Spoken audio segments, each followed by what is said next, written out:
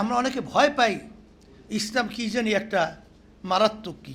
আসলে বাস্তবতা হলো ইসলাম শব্দের অর্থ শান্তি।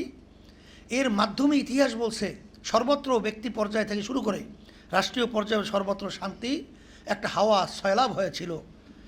আর যারা নাকি ইসলাম এই নামটায় বিভিন্ন মুখী বদনাম এবং ইসলামের মিথ্যাচারের মাধ্যমে বিভিন্ন ধরনের রচনার মাধ্যমে ইসলাম একটা নীতি আদর্শ ভয় ধরাইয়া দিয়েছে। আসলে কিন্তু ইসলাম ভয়ের জন্য আসে নাই, ইসলাম আছে মানুষের শান্তির জন্যে।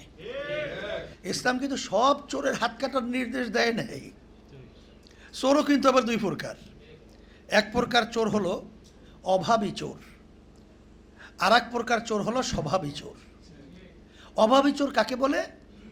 পেটে খানা নাই, পেটে ক্ষুধায় মরণাপন্ন, এই অবস্থায় যান বাঁচাতে যে এক পর্যায়ে চুরি করে ফেলছে, এইটার নাম হলো অভাবী চোর।